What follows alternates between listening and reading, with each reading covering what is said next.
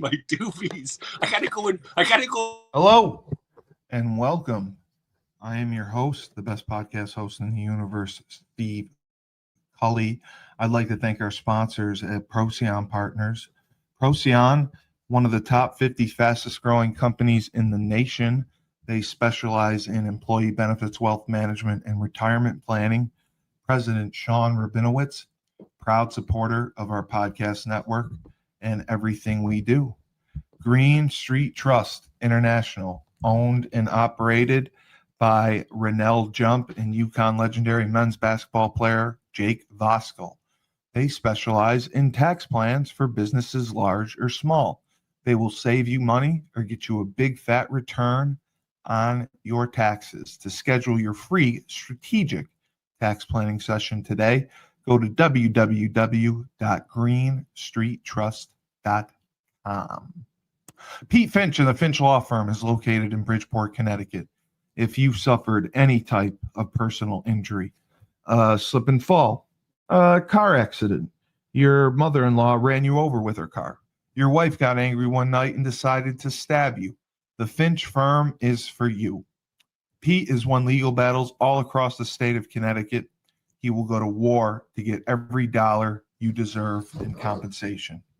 You just have to remember, in a pinch, call Finch or go to his website, thefinchfirm.com. Dynamic Human Performance is owned and operated by UConn legendary running back Andre Dixon.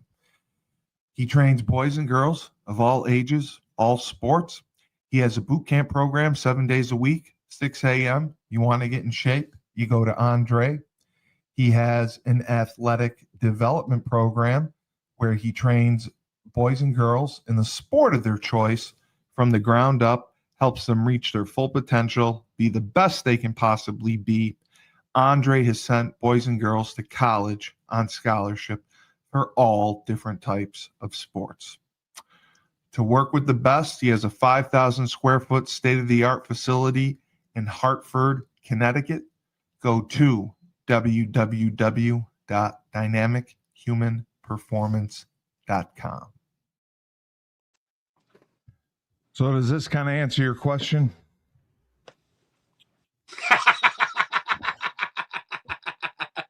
Hey, how do I put it into full screen so I can see you better? Does that work? It stayed the same. I guess it's so I've got 5 screens. You at the top, a small box, and then a wide box, and then me, small box, and then wide box. Oh, try the wide box.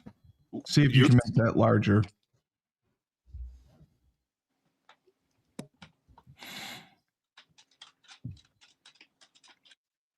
It's not letting me. Because YouTube has, or maybe this one works. And make it larger for you. Because YouTube has, they give you 2 views. So the cell phone version and people who watch on like their computer or tab or whatever. So that's why there's two versions of it. Okay. So you're on your phone. So that's why it may not work. I'm gonna try mirror my camera advanced firewall, please. Interesting. All right, I'll just deal with it. But if I made my screen big, you can't see. Okay. I can see you fine. It's just small. Yeah, I know it's smaller. So I wanted to just start off your thoughts, John Harbaugh. Do you think we got it right? Yeah. Like if you gave me the selection of all the choices of coaches that were open, even regardless of timing, like say we missed out on Sean McDermott or whatever, Harbaugh would still be my number 1 choice. Yeah. I loved everything about it. I love that he's kicking out a lot of the old guard. It's so overdue with that. I'm sure Kevin Abrams is a good guy, but you got to go. Ronnie Barnes, you've been there as long as my older sister. He's been there since the 90 team. He's been there. He's been in the organization since 86, I think, right? 78. Wow. He was an assistant trainer out of college in '78 with the Giants. Wow, I didn't know it was that long. Jesus. That's what I'm saying. And yo, you're a great person. You've probably done a fantastic job, but it's time to go. And I have no problem saying that because in my professional career, I have not been afforded opportunities to stay and stay and stay. No, So no. I have very little sympathy for someone that's been somewhere 45 years. And if he doesn't have enough saved in the bank, then he's a fucking moron. And Abrams interviewed probably 3 different times for the GM job and never got it. Yeah. He always stayed assistant GM, and I don't think he interviewed anywhere else. He never got any other interviews, so I agreed with that too. I mean, I guess he's a cap guy, but you can find brilliant mathematicians anywhere. There are a dime a dozen in the New York metropolitan area. Yeah, but all these teams getting analytics. It was good to see they were aggressive going after him. Yeah. I thought it was interesting that he insisted on the model where he reports to ownership and bypasses Joe Shane. That shouldn't even been a question mark. First of all, Joe Shane is our age with his only experience as a GM with the Giants. Exactly. Harbaugh is 62. He's got almost 20 years on Joe Shane, and those 20 years he has on Joe Shane are in the NFL. Yeah. So, you're going to take advice from him. Like, we're going to let Saquon go. Sure. You ever see the movie Casino with De Niro and Pesci? Of course. All right, Kevin Pollak has a role in there as the fake commissioner. He's just there to be the signature. Figurehead.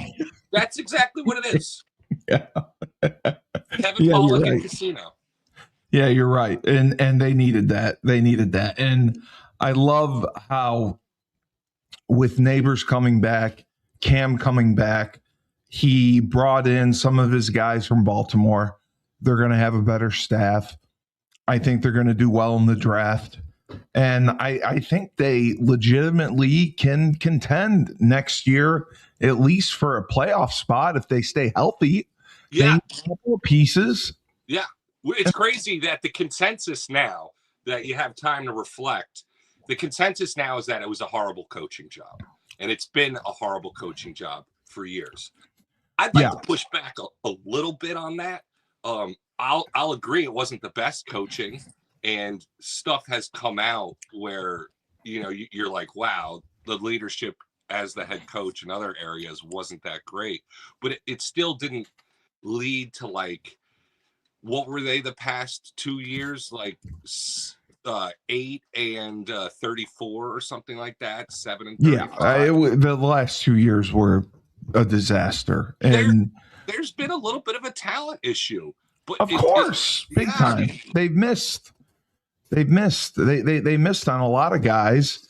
And again, I go to Shane on that. Yeah. And and he's taking all the credit for dirt. Have you seen that too? Of course he is. Just we all saw it on TV. Dable was like, you gotta get him.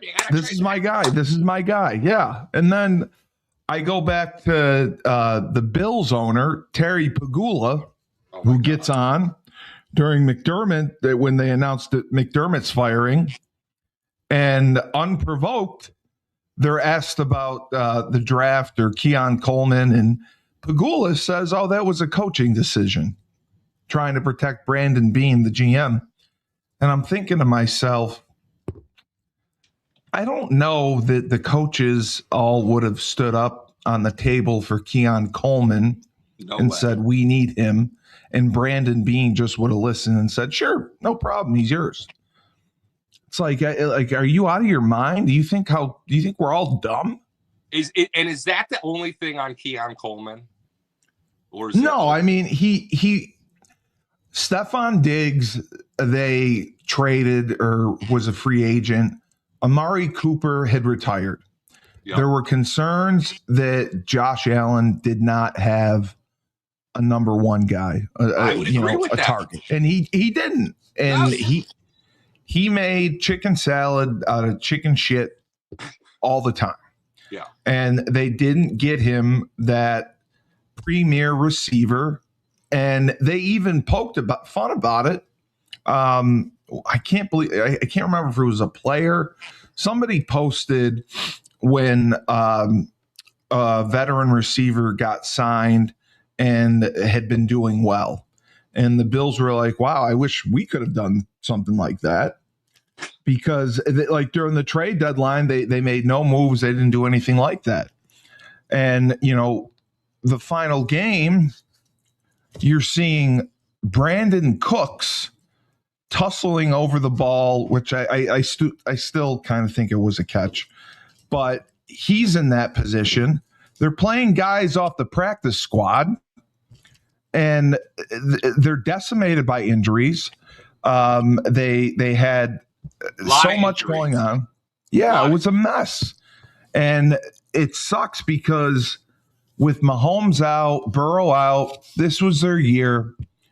They easily could have made that Super Bowl. They had 5 turnovers against Denver, and they still should have won that game. That's what drives me crazy.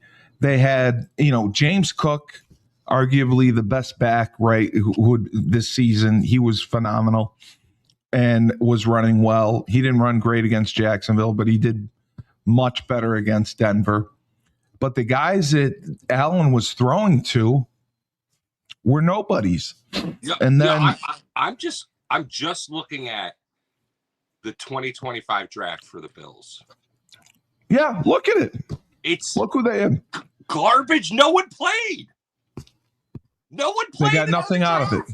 Nothing out of it. Wow. Nothing out of it. How has no one brought this? I mean, are they bringing it up out there? Because the fans are. Okay. That last year's draft might have been as bad as Joe Shane's 23 draft.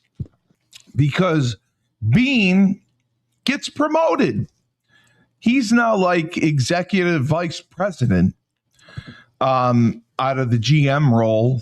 And I don't know if they're bringing another GM in or how they're structuring it, but he gets promoted, and he was the cause of the downfall. And then I'm laughing because Denver, I'm watching little Jordan Humphrey have some huge catches. Oh. And I'm like, really? Like, are you serious right now? We had to let him go. Like, come on. Like, we moved him up and then tried to move him back down, and somebody was obviously smart, picked him up, and he did great for Denver for his time there. And I think he is going to be a steal. He's going to have a bright future. But exactly, like when Pagula went out of his way, because Bean was asked the question, and Pagula goes, "Can I answer that? Can I handle that?" And he said that was a coaching staff decision. Like, God, to draft him. Yes. When I saw the press conference, it's hilarious. I saw part of it. I couldn't watch anymore. That is such bullshit, because all you have to do is look it up. The Bills, the past 2 seasons. So this past season, the 2025 draft, they took a wide receiver with their Mr. Irrelevant pick, Caden Prather. But that was all they took, right? That's it. And last year, yes. And the year before, they took one receiver, Keon Coleman. Exactly. So really, in 2 seasons to help Josh Allen, they picked one receiver legitimately. That's my point. The Prather one doesn't count. And let's go to 2023. That's my point. They took one receiver in 2023. 5th round, Justin Shorter. Guess what he's been doing? A whole lot. Nothing. He's on the Raiders. He's on the Raiders. They have a horrible receiving room, and you have Josh Allen in the prime of his career. You would think you'd give him someone to throw to. When he had Stephon Diggs, even when he had Amari Cooper, he was putting up phenomenal numbers. He still put up good numbers. He was a Pro Bowler, and he had barely anyone to throw to. He has 2 good tight ends. He had a better running game, but his receiving room was severely lacking. And that's what angered me the most. I don't think McDermott should have been fired over this because the reception. They're going to be terrible next year. They're going to be terrible. Yeah, I know. You can't. Just with Josh Allen where he is, I don't think this was the time to press the reset button. Dude, this is crazy. I just went back to 2 more drafts, the 2022 and the 2021. It's fucking nobody, dude. The only guy they got is Shakir. That's it. Right. Khalil Shakir. Yep. 4 years ago. The year before that, they took Marquez Stevenson, who's been out of the league for 4 years. That's what's crazy. And part of it is teams giving up on guys early.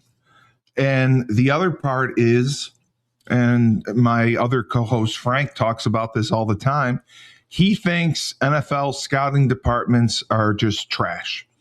Either that or they just don't listen to him.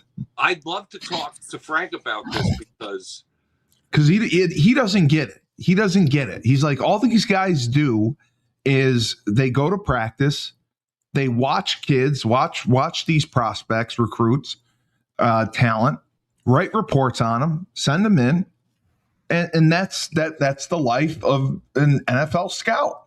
Yep. He doesn't know how much say they have, but then it's the front office. So then it's like, what are these general managers going off of? What are they basing their decisions on? And he thinks there's a disconnect between the coaches, who obviously know football, watch film all day, and the front office, who is technically above them, don't watch film all day, don't know the game. I mean, I don't know how many snaps Joe Shane took in his career. I don't know how many snaps Brandon Beane took in his career. So you're going to trust these guys to make high-level decisions that affect your franchise?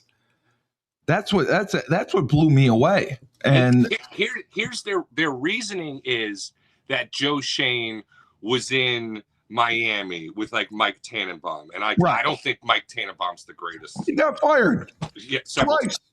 So my whole point is they think that growth from being a scout to area scout to regional scout. To, correct. You know, they think that's the right way. It hasn't worked out, folks. You're firing people. You're firing 10 GMs every year. It hasn't worked. It's just like with the draft. You have people who didn't really go through the draft that you're trying to have. And I sound like I'm shooting my own horn, but I want to make a good example. If you were a top draft pick in the first round, like Matt Ryan or Troy Aikman, you don't have the experience that like a mid to late round draft pick or free agent has to know the real cycle of what players have to go through because you were so good and good. Yeah, everything was handed to you. You it's fine. You were gifted and talented, but you don't really know it. So now, since you're such a good player with such a reputation, they think you know everything, but you really don't know that experience of what it's like with agents and tryouts and going all over the country and different leagues and stuff. You've been treated differently. I really hope Chris Snee is a huge factor in changing this thing around, and I do. The only thing that worries me is like I know he was like the first pick in the second round. He arguably a first round pick, multiple Pro Bowler. But like Chris was just with the Giants. He was Coughlin's son-in-law. And there's that too. But like he didn't even have to try out for other teams. Like never. It's like a dream come true. He's in one place. He's a captain. He gets 2 Super Bowls. It's perfect. And he knows linemen. But I don't know if like just like what I said before, going around like doing the rigors, like really checking out everybody. He didn't go. There's that experience is lacking.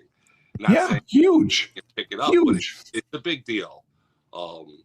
And then, the other thing too is like some of these teams are screwed up with the agents. I mean, we know this. Like, my agent didn't want to, go after other teams with my injury because then he wouldn't have a relationship with them.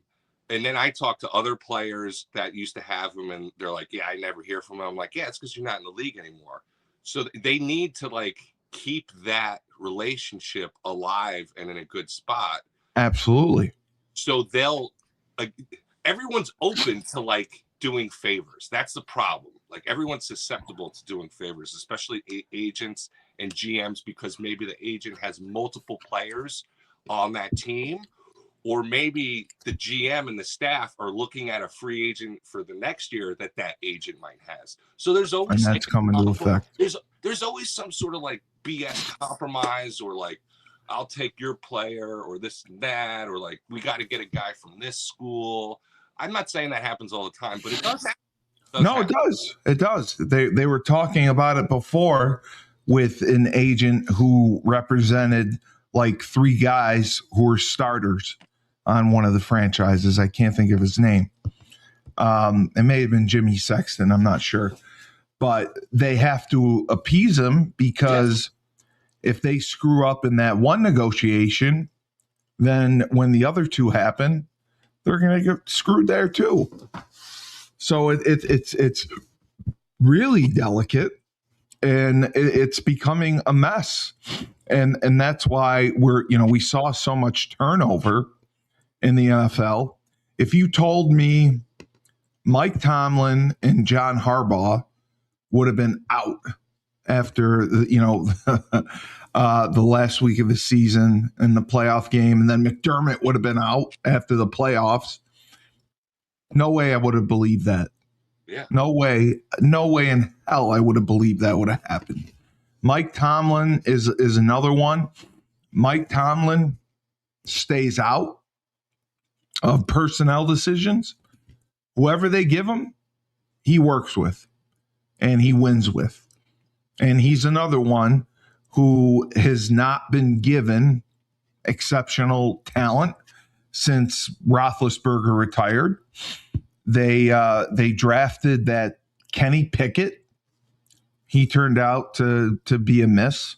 Yep. They traded him. Then they go with Wilson and Fields. They make the playoffs with both of them, and they end up with Wilson. Wilson was Wilson. They dumped him. And then they bring in 42-year-old Aaron Rodgers. He didn't have a horrible year. He only threw 23 touchdowns, but he only had 7 interceptions. He was efficient. He did what he was asked to do. He was a good teammate. But they have struggled to rebuild that quarterback room and get a good young guy in there. They have Mason Rudolph, who isn't going to be anything. No, it's been terrible for years. It's been terrible since Roethlisberger. He's not your starter. He's not your starter.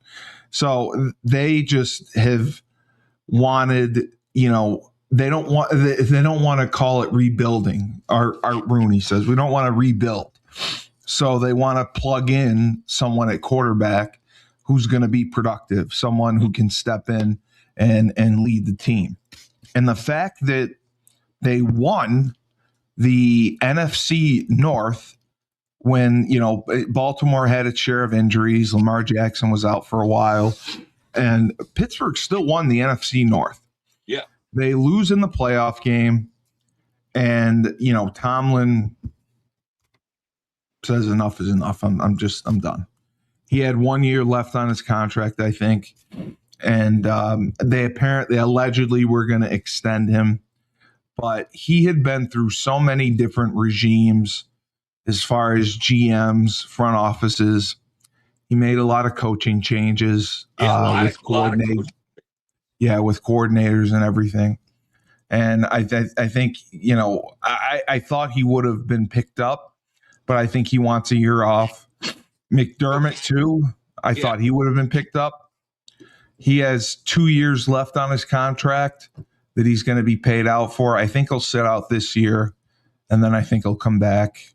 It's such a mind fuck to him. They should both sit out. And I think Tomlin would be great on TV, and McDermott should just like go into his bat cave and reassess everything and reassure himself that he's a fantastic coach. Dude, I just want to go through quickly the Bills draft picks since Josh Allen was drafted. Okay. 2019, correct? 2018. 2018. So they picked Josh Allen that year, and they draft 2 wide receivers in the 6th and 7th round, Ray McLeod and Austin Proehl. They're both out of the league. Out of the league, yes. 2019, they take 0 wide receivers. So this is Josh Allen is going into his 2nd year, and they have taken 0 wide receivers. You could say they took Dawson Knox as kind of like a pseudo wide receiver, but not really. Then 2020, they took Gabe Davis, who lasted a little bit, but he hasn't been there in a while. Well, he came back. He's injured. He came back right before the end of the season. He had gotten cut. He came back and was playing well, and then he blew out his knee in the Jaguars game. Okay. And then later, so that was in the 4th round. Then in the 6th round, they drafted Isaiah Hodgins, who we know well on the Giants. Very well. So he didn't last long there either. Now, 2021, they drafted 1 wide receiver, Marquez Stevenson. Pretty sure he's not hanging around anymore. Yeah, no. He's out. Next season, you'd think this is Josh Allen's 4th season. They haven't really done anything. You'd think they'd go pretty big with wide lost receivers. Mahomes, yep. So the 2022 draft, they select Shakir in the 5th round. That's actually a pretty good pick for the 5th round. That was a steal, yeah. Yeah, but that's it. Just one guy put in the fifth round. Unbelievable to me. 2023, 1 wide receiver, 5th round, Justin Shorter, not in the league. Not in the league. 2024, Keon Coleman, 2nd pick. 2025. They didn't take anyone. 7th rounder. Till Mr. Yeah. Nothing. So in Josh Allen's 7 seasons, they've spent 1 draft pick in the 2nd round, and everything else has been in the 3rd, 4th, or 3rd. Never gotten a 1st round stud wide receiver. No, and the 2nd round one they got, it was not worth 2nd round. Yeah, it was Coleman. Yeah, I mean that's what is ridiculous. You have a thoroughbred in Josh Allen, who literally is doing everything for this team. I mean, when he took that QB sneak 11 yards for practically a touchdown, that was just amazing. And the throws that he can make, everything he does is incredible. You have a Hall of Famer, you have a special player. You haven't been able to get by the Kansas City Chiefs. And I know they have defensive issues as well. But you'd think, when you look at the numbers, when they had Stephon Diggs, when they had Amari Cooper, and then now you're putting it all on Allen because you're not giving him anyone. They have 2 good tight ends. I love Kincaid. And it's just mind-boggling to me that we'll just give him whoever. He'll make it work. He'll figure it out. Sure, he'll figure it out. Yeah, he'll figure it out. The real pick balls, Ladd McConkey was taken with the next pick. And oh my God! Horrible. That just blows my mind. And so that's a perfect example of like ownership and GM in the same box during the game. GMs fill in the owner with bullshit because it's all lies. Most owners don't know shit. It's not their true business. No. Like Woody Johnson, Pagula, it's definitely not his main gig. He owns the Sabres too. So it's unbelievable that people, like, everyone on the outside can see this, but these guys on the inside, it's like, no. Yeah, it's ridiculous. And I never in a million years would have fired Sean McDermott.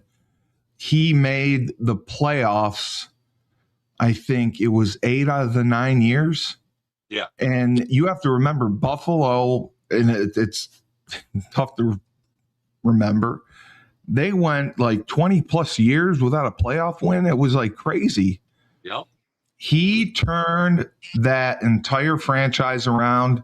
He built the word I hate to say, culture. Yep. And he had them on the right track. And they're right there. So Mahomes is coming off an ACL injury. Kelsey could be retiring. This is their spot. Now, I do think that I will say I think they would have beaten the Patriots in the AFC Championship. Yeah. I'm taking them against the Patriots. Absolutely. I'm taking Allen against Drake May. I know the weather was shitty, but what hindered the Broncos was Stidham's inability to scramble. And that's what really helped the Patriots win the game, was that, they played tough defense, but Drake May had a couple of big scrambles because in that weather on grass, you're so limited with what you can do. I mean, they were literally they were handing it off 3 times and punting. I mean, they were just trying to play field position. And it's amazing. I remember Phil Simms getting upset because Jeff Hostetler started almost every third quarter of the 89 and 90 season for reasons just like this. Really? Jeff Hostetler did the first series of almost every third quarter at a halftime. I didn't know that. I didn't remember that. All the time.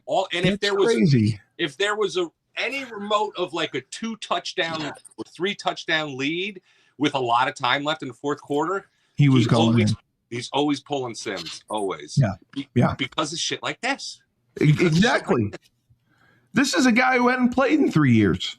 He hadn't played in 3 years. It makes no sense that Sean Payton didn't do this because he's a Parcells guy. He's extremely smart. He's a quarterback guy.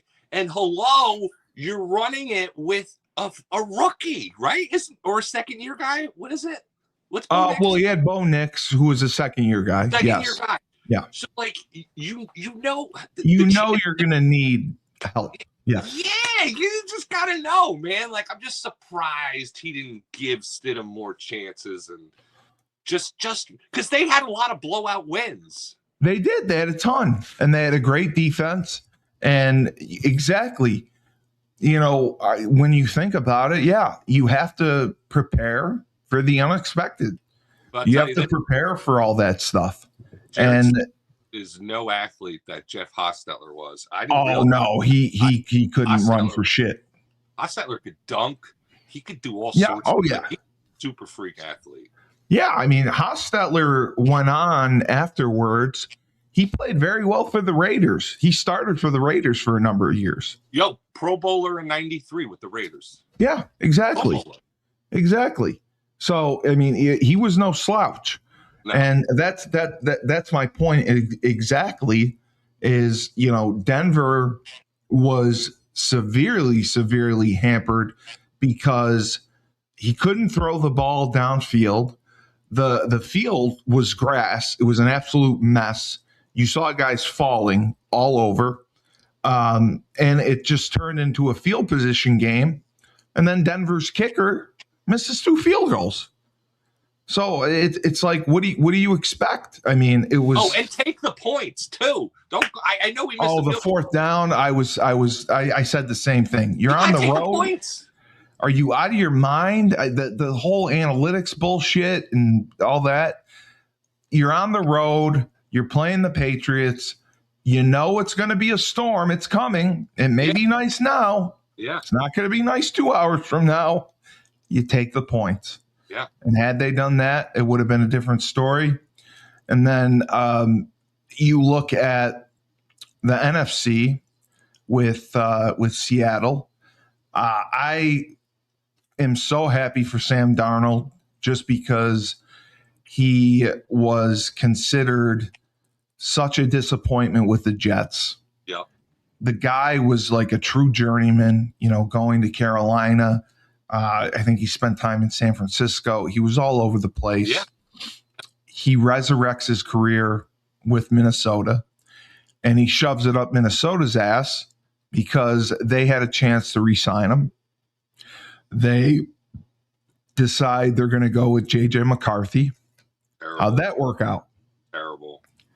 He gets hurt again. And, Minnesota had a lot of weapons, and they blew it. They had a chance with him. And I'm so happy that he is going to the Super Bowl because he's been to hell and back. The two guys that I'm happy for as quarterbacks, him and Baker Mayfield, because both got fucked and given up on. Yep. And Baker Mayfield more so because they brought in the massage genius, Deshaun Watson, gave him a guaranteed contract, the only guaranteed contract in NFL history for $250 million. If they want to cut him this year, I believe it's like around $85 million in dead cap money. Yeah. Yeah. So the soonest they could cut him without taking, you can't take an 85 dead cap hit for one guy. The soonest they can cut him would be after this year. So, in the other crazy thing I saw was Shedeur Sanders is going to the Pro Bowl. I mean, did everyone say no? Did literally everyone said, everyone must have. I mean, are you kidding me? He's got to be the first quarterback ever to go to the Pro Bowl with 7 touchdowns. He's got more interceptions than touchdowns. Yeah. That's got to be a first. Tua had a better year. He had 24 touchdowns to 15 interceptions. He must have said no. I mean, I don't know if they asked him. That is a joke. That is a joke. I saw that. I almost fell out of my chair. I couldn't believe it that Shedeur Sanders You got to do away with the Pro Bowl. It's over. It's over. Well, it's flag football, and Jerry Rice is coaching. It's a joke now. It was a joke when guys were playing in it, when they had pads. Now the flag football thing, I mean, they have to entice players with payments and rewards to go play in it to begin with. Nobody wants to play in it. I think just naming an all-pro team is fine. I know the Major League Baseball, they tried to make it more competitive by whoever wins gets home field advantage in the World Series. The NBA has done different things to make it more competitive. Football is different just because of the injury factor. You don't want guys going balls out, and you don't want guys, the best players in the league going balls out. That's what scares me. All right. I want to play another thing with you. So I just took all the AFC quarterbacks, ranked them by QB rating. Is that fair? Yes, QBR. Yeah, I'm fine with that. Okay. So Drake May's in the playoffs. Lamar said no. Josh said no. Yep. Joe Burrow is injured. Yep. Daniel Jones is injured. Aaron Rodgers said no. Justin Herbert is injured. CJ Stroud's I'm sure he said no. He's mentally injured. Trevor Lawrence said no. Yep. Patrick Mahomes is injured. Wow. How many? It's like 12. So that's 10. That's the top 10. That's 10. Oh my Guess God. who's number 11 in rating? Now he only played 9 games, but he's number 11. Justin Fields. Oh my God.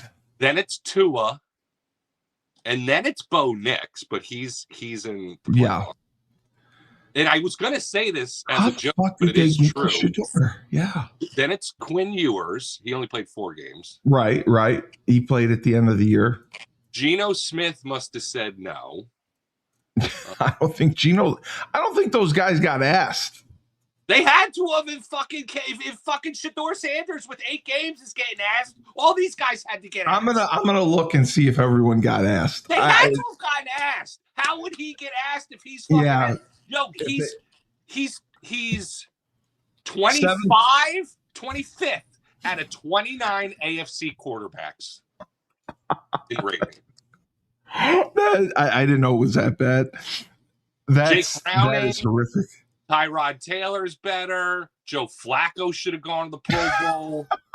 Phillip Rivers, in his 3 games, his rating was better. 3 games was better. Cam Ward was better. And guess who else was better? Dylan Gabriel. Oh, my God. That's crazy. That's crazy to me. That is absolutely crazy. It's broken. Just don't play the game. Yeah, it's so broken. Like, you're going to put Shedeur Sanders out there? Like, really? I mean, I get it's Deion's kid, but come on. It's got to have some objectivity to the game. You remember when Chris Carter did the Come On Man and he took off his shirt because he was so upset? Of course. Same thing. I wanted to get your thoughts on the national championship game. I didn't really watch it, and you were happy for Indiana, though. Yeah. It's one of those situations. It's nice to see that they lived up to the hype towards the end. You know? Yes. Like I always like that where it's like, oh, they were blown up all out of proportion, but they were able to. Yeah. And they're the first team since Yale in 1894 to have 16 wins. They were 16-0. Wow. And they arguably, I think they could be one of the best teams of all time. Yeah. And throughout all of it, they still brought in I think they had the top 3, the 3rd ranked transfer portal class, which was good. So that was the last thing I wanted to ask you about was the transfer portal chaos. So Indiana's obviously using money that they're getting for basketball, for football. Well, Mark Cuban is donating for football. He's Indiana graduate. They got him on board, and he's given a substantial amount of money. Nice. But that's what it is. They were able to buy players. No, they were. They were selective, and one of Signetti's philosophies is he only takes guys that have experience and have played at other schools. Right. Weren't the majority of their transfers like 23 or 24? Yeah, like he won't take like UConn. We took a redshirt freshman D lineman from Texas who had 20 tackles this past year. He really didn't do much. Signetti takes guys who are experienced and had performed at all levels. And he took guys from James Madison as well. So I think that's the way to go. But the chaos, the Duke quarterback signs his contract in December, announces he's coming back. In the 11th hour before the portal closes, he decides he wants to re-enter. I think that is so absurd. I talked to Burton about it. I was like, Mike, what I want you to do after the 3rd game next year, whoever you're working with, I just want you to stop paying them. Yeah. Because apparently these contracts mean nothing. Yep. So just stop paying them, and I want to see what happens. Can you do that? He got out of it, right? I don't know what the settlement was. He's just being a third party NIL contributor. He's not like running the I whole mean thing. the kid at Duke. Oh, the Duke? Yeah. I mean, he got apparently a monster offer from Miami to go there. So that's why. But the issue is the tampering. And that's what Dabo Sweeney brought up because they signed a linebacker who transferred from Cal. And this kid was already moved into an apartment, had a car, going to class, training with the team. He's getting text messages from Ole Miss, from the head coach, Golding, from the general manager about entering the portal. Again, we want you, what's your buyout, this and that. And Dabo had that hour press conference where he basically went off and called them out for tampering and actually reported to the NCAA tampering. It was the first time people have complained to the NCAA. No one has filed a formal grievance with them. Wow.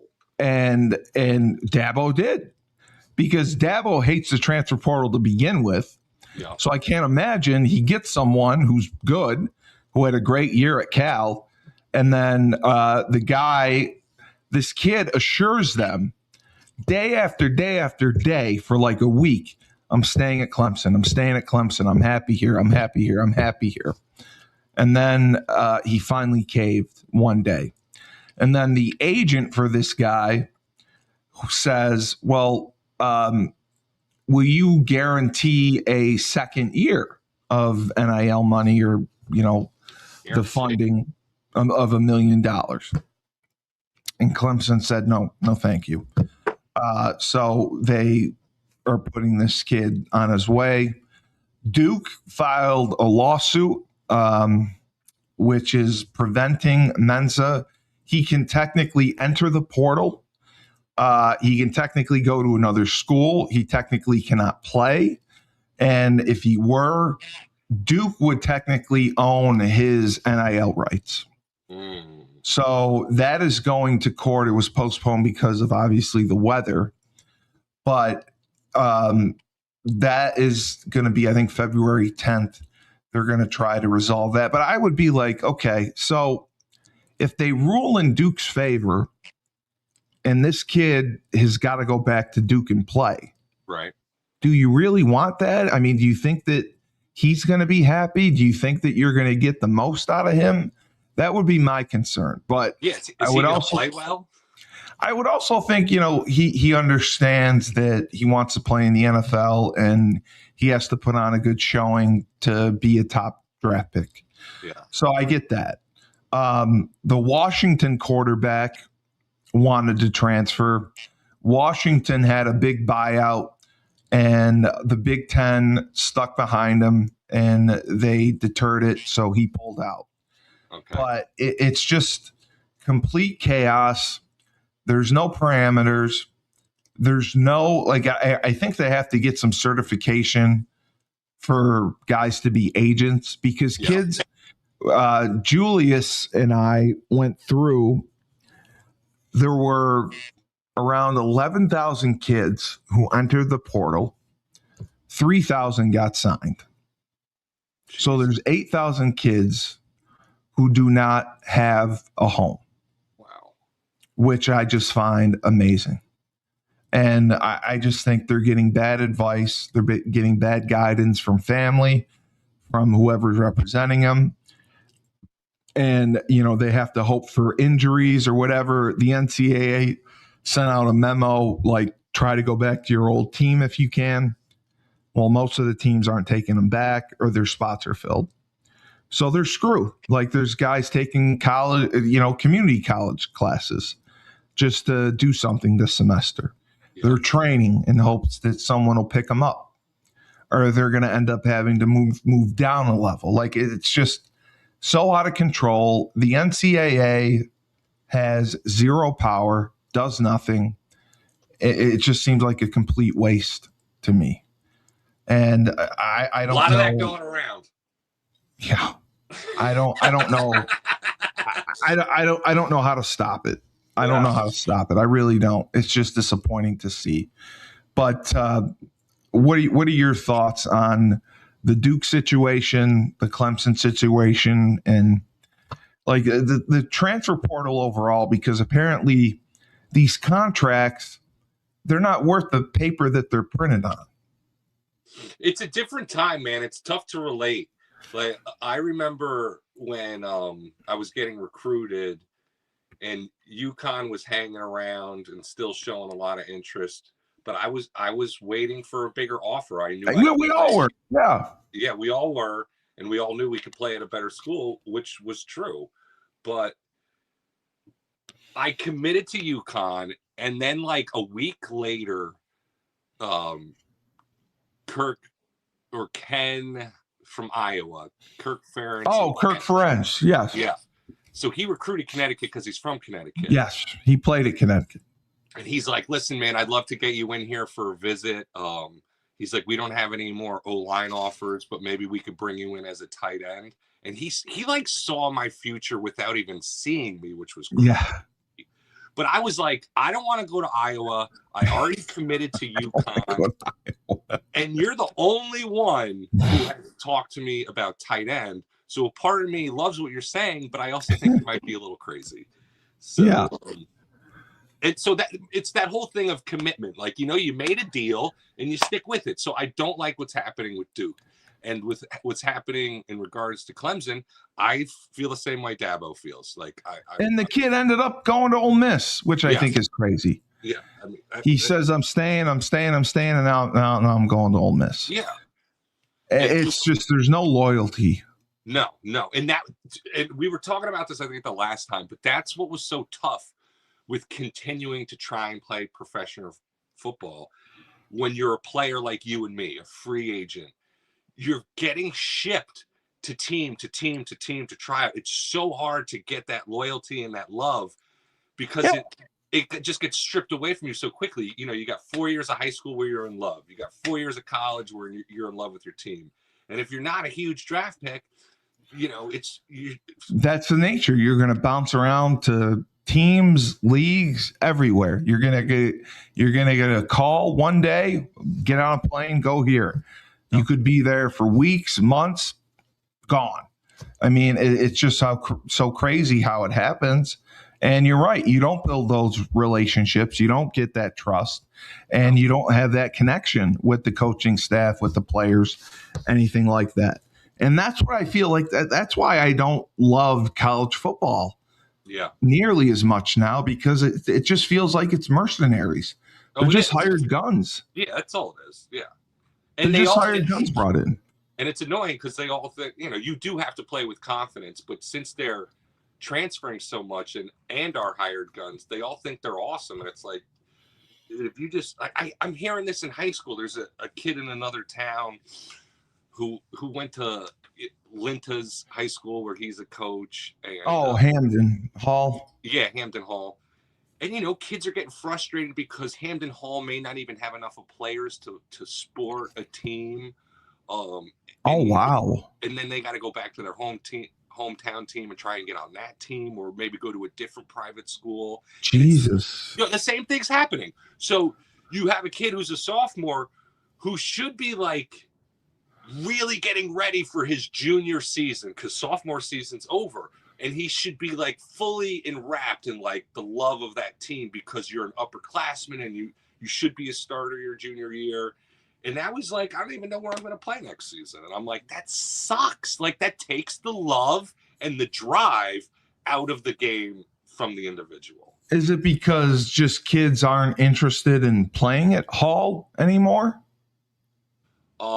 It's that, and it's also the fight. They want to get kids, like the schools. Like you said, 8,000 kids don't have a job. It's really similar to that.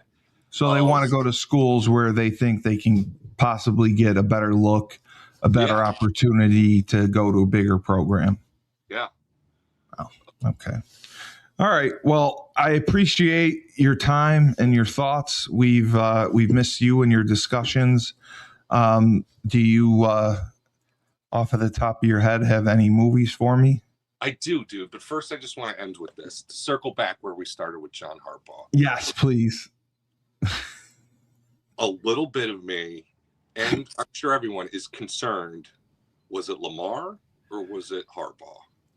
Why they couldn't get it done. I read that too. So that's my only concern. Now we're going to find out because they're both on their own now. But that was one of the things where I was like, who was it? Like, because they had it all. Like, they could have done it. And every postseason, shit just didn't go their way. And a lot of that was luck. But I don't fully understand if it was coaching or communication problem or someone buckling under the pressure. But I think it was Lamar. I really do. I think Lamar. I would have said that initially, but he got them down the field to kick that field goal that the kicker missed. Did I lose you?